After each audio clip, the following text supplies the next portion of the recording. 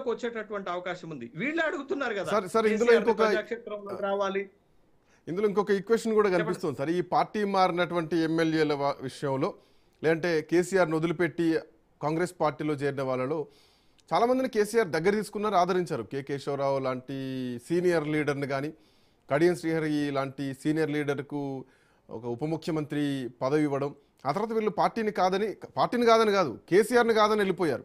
So అధికారమే కావాలని కోరారు. గట్ ఇందాక ఒక అధికార పార్టీలో 40 ఏళ్ళ నుంచి ఉన్న వ్యక్తి, సో ఆల్మోస్ట్ 20 నెలల నుంచి అవమానాలు ఎదుర్కొంటున్న వ్యక్తి, తోటి వాళ్ళను కూడా చంపేస్తే కనీసం వాళ్ళకు సాయం చేయలేనటువంటి స్థితిలోకి వెళ్ళినటువంటి వ్యక్తి జీవన్ రెడ్డి. ఆయన వస్తూ ఆయన మాట ఏమంటున్నారంటే, రేవంత్ రెడ్డి పోవాలి, కేసీఆర్ రావాలంటారు. బట్ పాత కాంగ్రెస్ కాదు ఇది, రేవంత్ రెడ్డి కాంగ్రెస్ అని చెప్పేసి ఇప్పటికే జగిత్యాల మొత్తం మాట్లాడుతున్నారు. కాంగ్రెస్ పార్టీలో సీనియర్లంతా కూడా, పార్టీని వదిలిన వాళ్ళు, పాత కాంగ్రెస్ వేరు, రేవంత్ రెడ్డి కాంగ్రెస్ వేరు అని చెప్పేసి. సో భవిష్యత్తులో కూడా ఇట్లాంటి కామెంట్స్ను మనం వినేటువంటి అవకాశం ఉందా కాంగ్రెస్ పార్టీ నుంచి?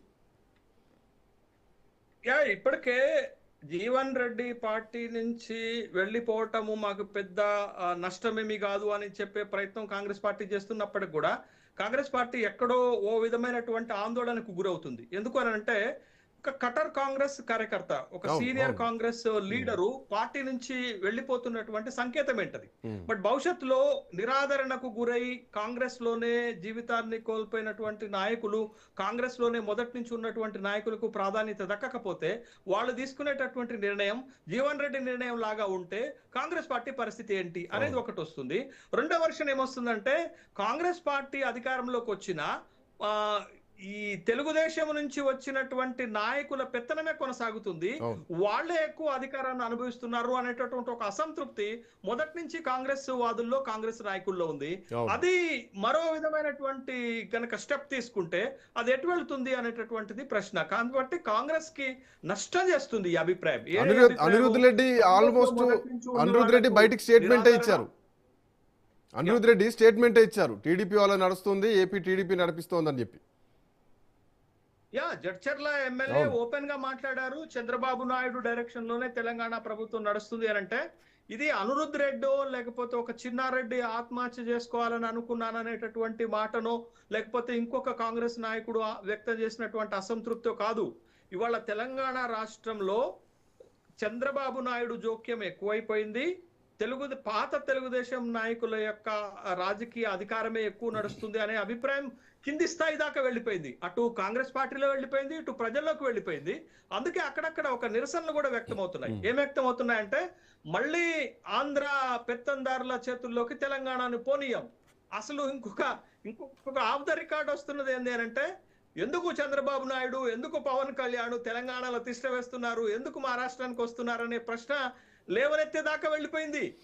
ఇవాళ కేసీఆర్ మాటల్లో ఏమైనా ఈ కామెంట్స్ ఎక్స్పెక్ట్ చేయొచ్చా? ఎందుకంటే అదే ప్రజాభవన్ కు మొన్న చంద్రబాబు నాయుడు వచ్చి భట్టి విక్రమార్క కొత్త దంపతులు వాళ్ళ కొడుకు కోడల్ని విష్ చేసి వెళ్ళారు.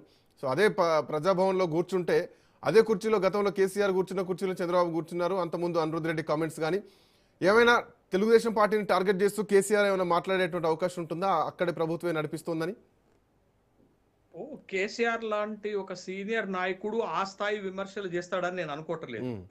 ఇంత చిన్న విషయాలను లేకపోతే ఇంత భావోద్వేగమైనటువంటి అంశాలను లేకపోతే రాజకీయ పరంగా వాడుకునే అంశాలను టచ్ చేసి వాటితోటే రాజకీయం చేయాలని కోరుకుంటాడని నేనైతే అనుకోవట్లేదు. ఎందుకంటే సుదీర్ఘ రాజకీయ అనుభవం ఉన్నటువంటి నేత ఖచ్చితంగా రాష్ట్రం ఎదుర్కొంటున్న సమస్యలు, తర్వాత రేవంత్ రెడ్డి ప్రభుత్వం చేస్తున్నటువంటి ప్రజా వ్యతిరేక అంశాలపైనే చాలా స్పష్టంగా మాట్లాడతారు. అదే విధంగా రాష్ట్ర ప్రయోజనాలను కాపాడటానికి తానేం చేయబోతున్నాను అనేటటువంటి ఒక స్పష్టమైన సంకేతం ఇస్తాడని నేను అనుకుంటున్నాను. కానీ ఓ రాజకీయ మైలేజ్ కోసం చిన్న చిన్న అంశాలను హైలైట్ గా చేసి ఒక సభలో అంత హుందా ఉన్నటువంటి నాయకుడు, అంత హోదా ఉన్నటువంటి నాయకుడు మాట్లాడతారని నేను అనుకోవట్లేదు. అదే రేవంత్ రెడ్డికి కేసీఆర్ కి ఉన్నటువంటి తేడా ఏంటి అని అంటే, రేవంత్ రెడ్డి బాధ్యతారహితంగా ఏ సభలోనైనా ముఖ్యమంత్రి అనే విషయాన్ని మర్చిపోయి మాట్లాడతారు, హుందాగా కూడా మాట్లాడరు.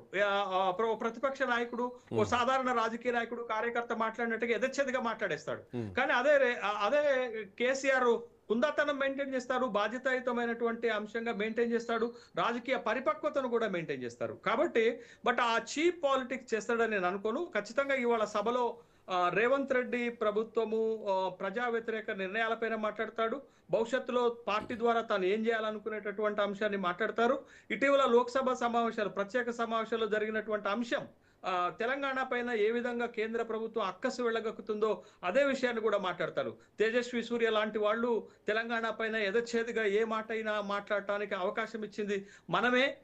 ఒక బలమైనటువంటి తెలంగాణ కోసం ఉండాల్సినటువంటి అవసరాన్ని చెప్పేటటువంటి అవకాశం ఉంది. తర్వాత తెలంగాణకు జరుగుతున్నటువంటి అన్యాయాన్ని కూడా చాలా కీలకంగా మాట్లాడతాడని నేను అనుకుంటున్నాను. ఇక రాజకీయ అంశాలకు వచ్చేసరికి జీవన్ రెడ్డి లాంటి వాళ్ళు రావటం ఉత్తర తెలంగాణలో ఖచ్చితంగా బీఆర్ఎస్ పార్టీ తనకి రాజకీయంగా అనుకూలంగా మలుచుకునేటటువంటి ఎత్తుగడ వేస్తుంది అనేది ఖచ్చితంగా కాంగ్రెస్ పార్టీ 40 ఏళ్ళు జీవన్ రెడ్డికి పెద్ద ప్రయారిటీ ఇవ్వలేదని అర్థమైంది. బట్ అదే జీవన్ రెడ్డి బీఆర్ఎస్ పార్టీలోకి వెళ్ళారు. కేసీఆర్తో సమకాలికుడు, కేసీఆర్తో కలిసి కాంగ్రెస్ పార్టీలో పనిచేసినటువంటి వ్యక్తి. సో ఇప్పుడు బీఆర్ఎస్ పార్టీలోకి వెళ్తున్నారు. జీవన్ రెడ్డి ప్రయారిటీని ఎట్లా చూడాలి, ఎట్లాంటి ప్రయారిటీ ఉండొచ్చు పార్టీలో కానీ రేపు పొద్దున ప్రభుత్వంలో కానీ? జీవన్ రెడ్డి బలం ఏందో కేసీఆర్ కి చాలా స్పష్టంగా తెలుసు. ఎందుకనంటే కేసీఆర్ రాజీనామా 2 సార్లు కరీంనగర్ లోక్సభకు చేసినప్పుడు 2 సార్లు ఆయన ప్రత్యర్థి జీవన్ రెడ్డి.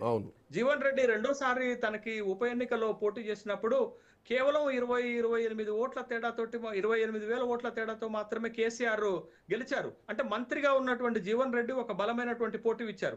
అప్పుడు జరిగినటువంటిది ఏంటి అని అంటే అసలు కేసీఆర్ కి వ్యతిరేకంగా పోటీ చేయడానికి ఎవరు సిద్ధపడినటువంటి సందర్భంలో ఓ కాంగ్రెస్ వాదిగా, రాజశేఖర రెడ్డి మనిషిగా, రాజశేఖర రెడ్డి చెప్పారు కాబట్టి పోటీలోకి దిగాడు, బలమైనటువంటి పోటీ ఇచ్చారు. ఆ రోజు కరీంనగర్ లో ఏ లీడర్ కూడా కేసీఆర్ కి వ్యతిరేకంగా పోటీ చేయడానికి సాహసించినటువంటి రోజుల్లో కూడా జీవన్ రెడ్డి బలంగా ఎదిరించి నిలబడ్డాడు కదా. ఇవాళ జీవన్ రెడ్డి గురించి మాట్లాడుతున్నారు కొత్తగా వచ్చినటువంటి కాంగ్రెస్ నాయకులు, అడ్లూరు లక్ష్మణ్ దగ్గర నుంచి కొత్తగా పార్టీలో చేరినటువంటి సంజయ్ కూడా మాట్లాడుతున్నాడు.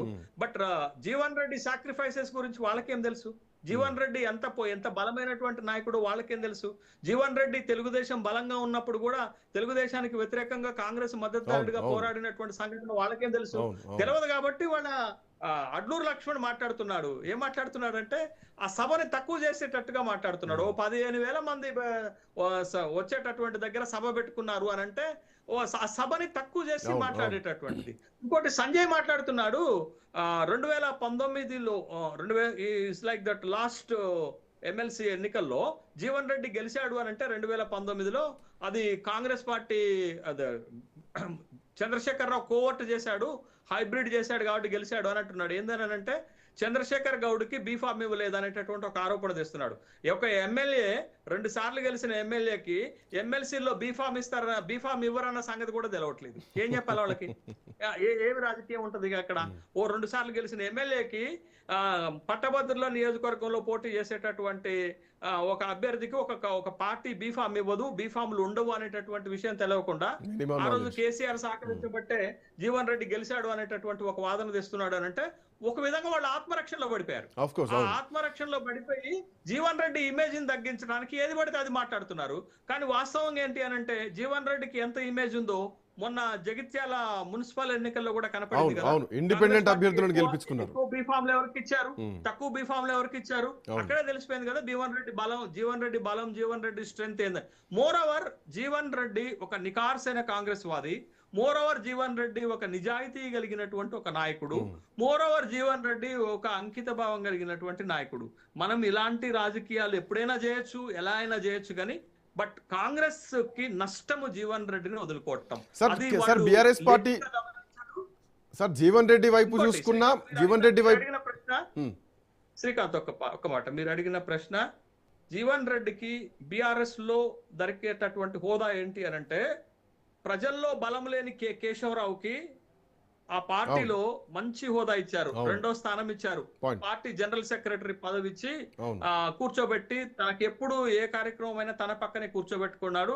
కేసీఆర్ ఒక సీనియారిటీకి ఇచ్చినటువంటి గౌరవం, ఆ గౌరవం కాంగ్రెస్ పార్టీలో కేకేకి దక్కలేదు, కానీ కేసీఆర్ ఇచ్చాడు.